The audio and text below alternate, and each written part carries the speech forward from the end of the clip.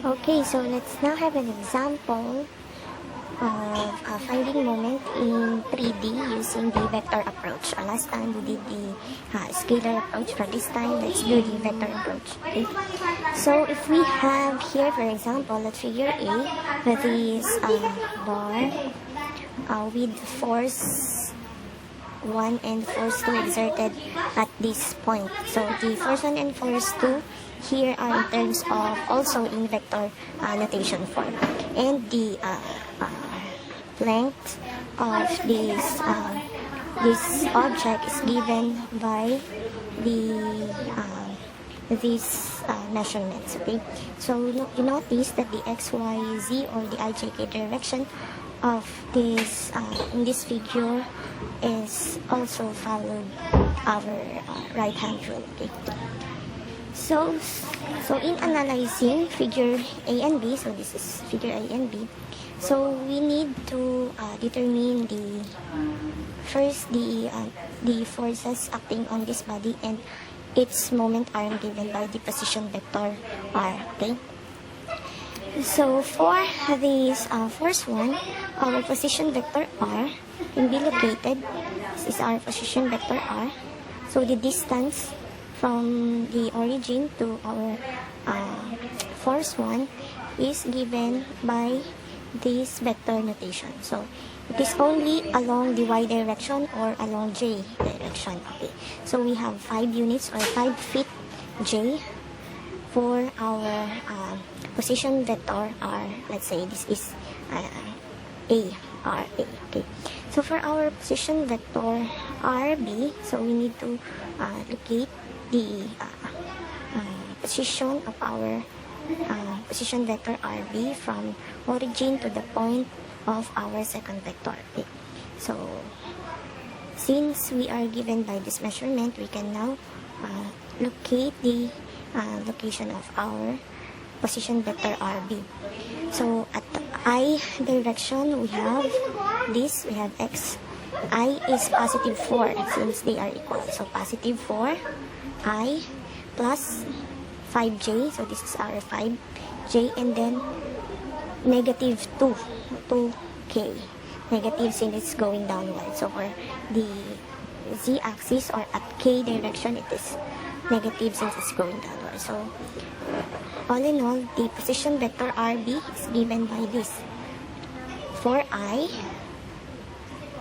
5j, and negative 2k. So this is our position vector rb given by this vector notation. Okay, so RA and RB are both in terms of feet.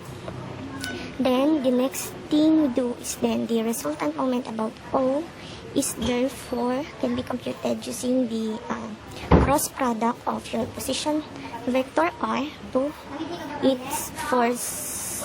Okay. So we have two forces here, so we need to add these two moment created by these two forces here. Okay, RA cross F1 and then plus RB cross F2. Okay. So the moment created by force 1 is given by this RA force 1, and plus the moment created by this force 2 is given by this RB cross F2. So first thing we need to do is to write the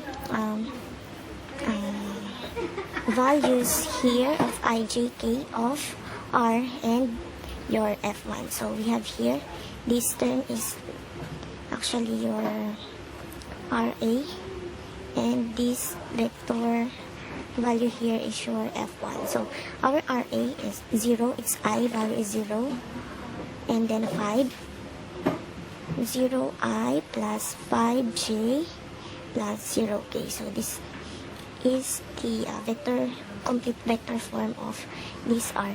So we have 0, 5, 0, and then for our first one, we have negative 60I, 40J, and then 20K. So to solve this, we do our technique 0 times 40 and etc. Okay.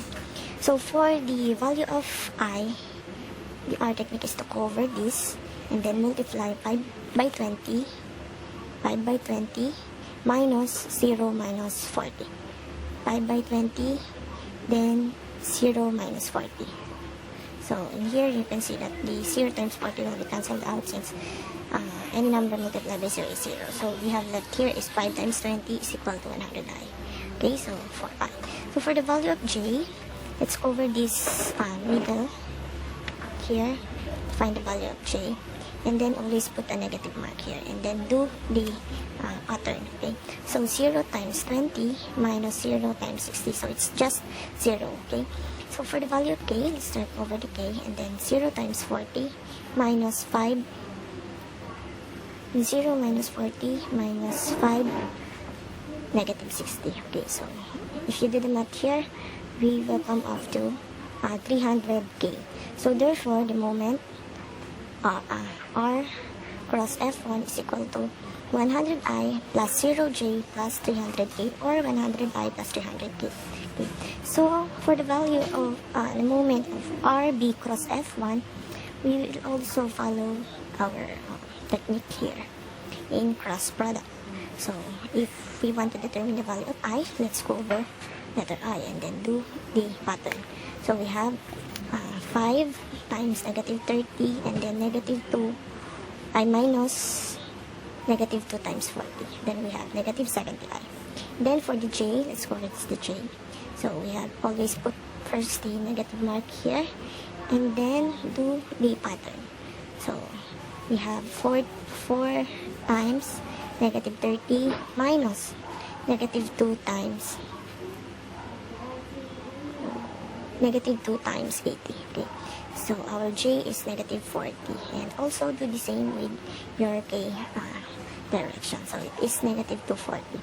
So all in all, we need to sum the moment created by force 1 and force 2. So all in all, 100i plus 30k plus the value of this is negative 70i minus 40j minus 240k. So I, 100i minus 70i, we have 30i. So for j, we have the j here is 0, so we have for negative 40j, and for k, 300k minus 240k, now we have 60k. So our unit is in terms of pound foot. Okay, so this is in terms R is in terms of feet, and F1 is in terms of our pound. So we have pound foot. For the moment created by these two forces here, we have 30i minus 40j plus 60k.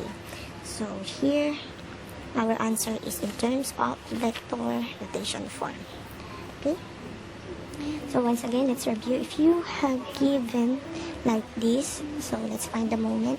So first thing you need to do is to determine the position vector of forces, of your forces given. So in here, we have two forces. So we need to locate your two vector position vector. So we have for F1 our position vector is RA, and for F2 our position vector is RB. So we locate using the given measurements here, and then we write the RA and RB in terms of vector notation, and then we do the cross product to determine the moment acting upon this body. Okay, and then we proceed and apply the cross product here, and then sum up the value of the two moment created by this force 1 and force 2 here to find the total moment. Okay, so that's it.